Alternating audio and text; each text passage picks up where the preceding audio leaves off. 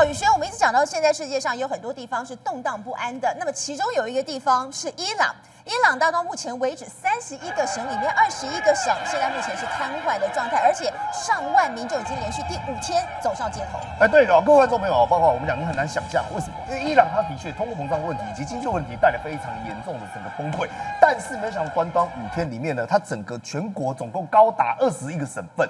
都呈现像你现在看到这个状况，等于是全数瘫痪。其中3大省份包括德黑兰、包括伊斯法罕以及包括哈马丹，这3个非常重要。以前过往丝路一些交通要道，结果现在全数干嘛？都变成这样无政府状态，你知道吗？比如说，我们就举哈马丹为例，你刚才看到很多画面都来自哈马丹抗议者，他直接跟你讲，这边就是倭众了，这边就战区了。什么叫战区？因为我们的政府已经拿战争的准备状态。来对付我们这些手无寸铁的人民，对，开始一枪一枪的打得头破血流，要么就是开枪。但是我跟你讲，这些人民也不是好人的，你不要以为说他们讲手无寸铁，就真的是手无缚鸡，不是。比如说以街头为例，你看到一个一个人看丢出去那什么汽油弹，要么就是什么呢？直接把汽车点燃，甚至街上你可以听到很多不是我们讲的政府官方的也就是这些人民开始在四处的有这种枪声，对这种政府的机构、警察机构、宗教场所大规模的进行我们讲的攻坚，而且喊着什么无耻无耻，他骂的是谁？就是骂哈米尼，一直不断的讲说哈米尼下台。比如说我们就看到真的有一些伊朗平民就拿到他们这个我们讲卡拉斯尼科夫的这种步枪，也是他们官当军用的步枪。等于说为什么你知道他们拿到吗？陈英姐，为什么？他直接把官方的一些军事基地攻破了，对，直接抢过来。攻破直接抢过来，而且代表一件事情，那些军人根本不想跟他们打。所以现在就是说我就是跟你同归于尽啦，抱着必死的决心了，这些人。对，为什么他们会同归于尽，抱着必死决心？我就举一个例子这是一个伊朗跟你讲说他们到底在抗议什么？他说理由很简单啊，我为什么不上街呢？来，第一个，我入不敷出啊，我每天都快饿死啦，累得像狗一样。再来啊，我的父母在我眼前，我养不起他，日益消瘦。他说我要么就是饿死，要么跟你战死。我当然跟你战到底啊！所以你知道他们整个 crazy 了，为什么？把哈米尼以前伊斯兰都有很多雕像，很多这种纪念碑跟政权，你知道干嘛？直接放火把它烧掉！来，你看，就这个年轻人，我讲现在伊朗有千万这个年轻人，这是谁？哈米尼的看板。以前你知道烧这个画像陈怡姐是要杀头的，绝对死刑的，绝对死刑的。结果呢，他管你，还录影，还给你传到网络上来，先泼了汽油，点一把火，你看多么有艺术！直接呢，我们讲用火把它烧掉。有些人没有汽油可以干嘛？手撕，人家讲手撕牛肉，他不是手撕哈米尼，直接拿着海报就开始一张一张一张撕给你看。他说这些曾经是他们信仰的中心，对啊，但问题是他们现在发现一件事情啊，我们就是深信你如此至死，因为这些宗教缘故，就导致我们现在家破人亡，连活都活不下去了，连经济都崩溃了。那我饭都没有办法吃一口，我还跟你在那边争主阿拉，我还怎么跟你玩？我当然是跟你拼命啊！所以你看连一个老奶奶、老妇人老妇人，我讲她是我们讲，她代表跟年轻人是不一样。你会说年轻人是为了自己未来打拼，老妇人你总不能讲吧？她走在路上，她直接高喊什么？哈米尼去死！她直接这样喊，直接这样喊，大叫。然后呢，路边的车子你知道干嘛吗？车窗拉下来跟他比战，然后开始跟他一起喊。所以你知道整个伊朗已经全面都崩溃，甚至是我们讲法尔桑这个地方跟我们讲哈马丹，刚才特别讲到，对不对？他们有所谓的革命卫队这个民兵基地。然后呢，除了说我们讲已经攻占之外呢，他直接开始现场的民众开始他贴文在泼到网络上，一直在喊说打倒哈米尼，诅咒哈米尼，而且不是只有这样子而已。我们刚才是不是讲到燃烧弹？很恐怖，他们是有计划性的拿着是准备好的燃烧弹，开始包括宗教学校。为什么要丢宗教学校？你知道吗？代表说对于过去的神学政权，他们已经全面否决。他们未来要的就只有一种叫君主制，也就是他们要把所谓的巴勒韦的这个家庭迎接回来，所以开始大规模的烧这些神学院啊、民兵中心啊，甚至警察机构。但是我跟你讲，最扯在这边，这个伊斯法罕这个地方最大，因为我们刚才看到它那个占地面积非常大嘛，它直接攻到省长办公室里面去。省长办公室他就你像临近的，你看这就是省长办公室，很漂亮，美轮美奂。你在外头开车过去，听到乒乒乓乓那种丢掷的声音，还有枪声，然后最后面呢门就开了，门开了之后干嘛呢？人就冲进去，而且不只是这样，包括连他们所占领连这个我们讲的胡吉斯坦也是另外一个省份，省政府直接烧毁。来，你看浓烟现场直接密布。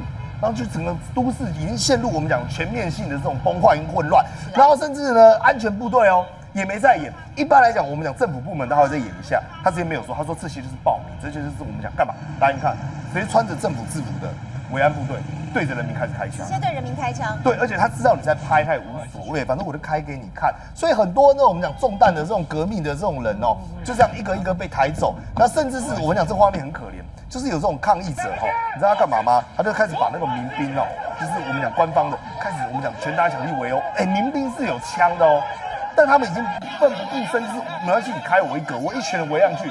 打到你受不了为止，所以就是呈现这个画面。但是我跟你讲，各位，到目前为止这是他们公布的官方。你仔细看一个数字，他们说大概将近有1、2、3、4、5、6、7、8，有8个人已知的人已经在这场革命中呢失去他的生命。但其中，来陈怡姐，你看这个几岁？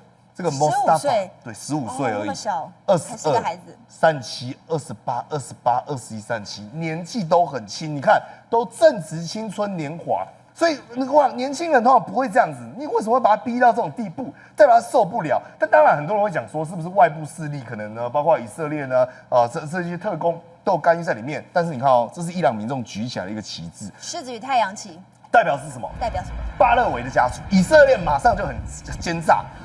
All I are Iran, you are not alone。然后呢，他说我也在看着你。我也在关注着你，你不孤单，然后直接把这个巴勒维家族会在这边，所以代表说这是内部跟外部同时在响应，就是说要想把这个神学政权给推翻嘛。里应外合。对，然后巴勒维他有没有出来？有，他跑到埃及去，他直接振臂一呼说：“我支持这场革命，我支持这场抗争。”各位，他原本只是经济而已，5天前他还只是一场经济抗争，就现在搞得好像要推翻政权一样。然后说呢，很多人都说要回来伊朗。让他成为国王。其实你知道吗？到目前为止哦，哈米尼哦还是跟过去一样，哈米尼始终是哈米尼。来，他说我军事行动会付出沉重的代价，但是还是一样在威胁恐吓。还记不记得他之前不是说我们要插红旗，要让以色列血流成河，就也都没发生嘛？就他现在只是转过头来呢，威胁他的人民，然后他点名说，美国政府明智的话，不要用武力和威胁的语言与伊朗人民对话。我们的部队高度警戒状态，已经吸取了12天战争的教训。反正他每次都这样讲，可是代表一个概念。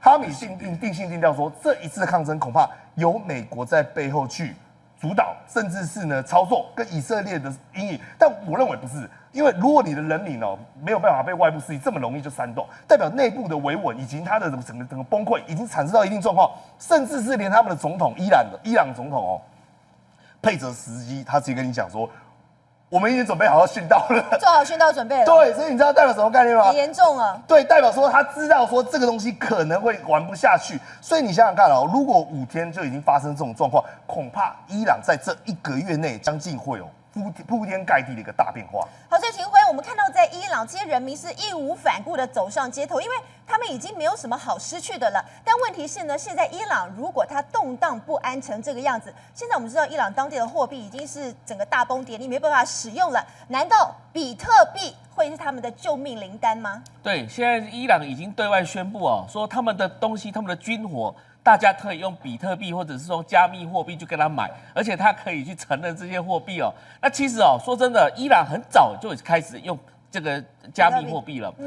为什么呢？因为他基本上权贵私底下都在搞这些东西。那你知道伊朗它最重要的就是革命卫队。那革命卫队它其实把这个国家的石油等等之类的资源呢，都掌握在自己的手上。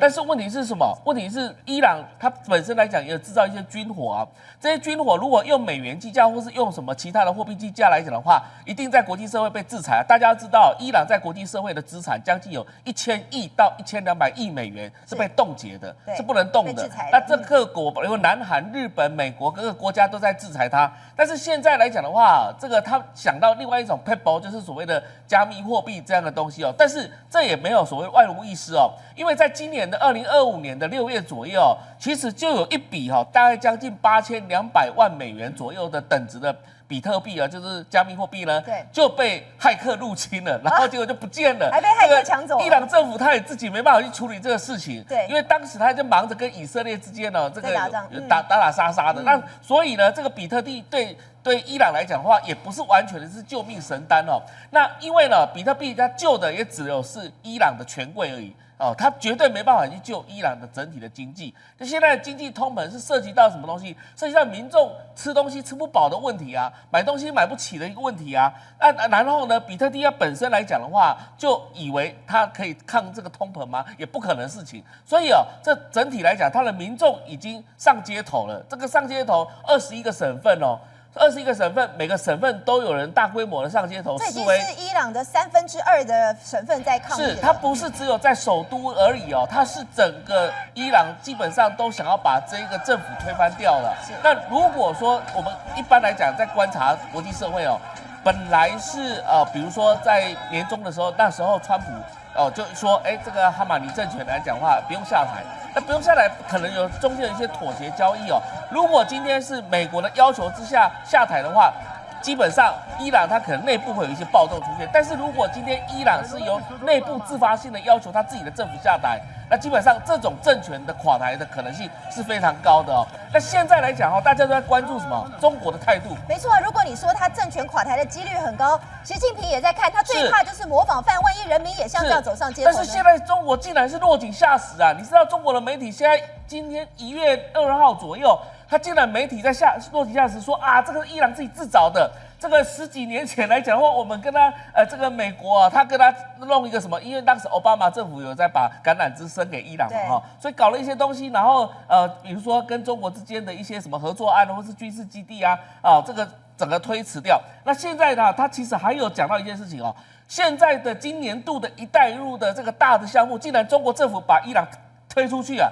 就把他赶出去，不救就算了，还把他踢落水。是啊，就是说落井下石，你知道吗？那什么意思呢？我今天来讲的话，你的状况不好了，我今天也避免被你说拖下水，所以我今天来讲，兄弟啊，不好意思这个各自爬山，各自努力我今天为了踹你一脚，本来不是不要救他吗？你不是铁杆兄弟呢？对啊，铁杆兄弟难道现在是开始做切割吗？他在怕什么？是啊，因为你如果整个中国又被伊朗拖下去的话，然后整个制裁来讲的话，整个烧到中国的这个国家身上的话，那习近平他自己也吃不完兜着走啊。所以现在你看到中国是很现实的，中国看到这个朋友不行的话，马上踢一脚把他踢走，反而没有去救他。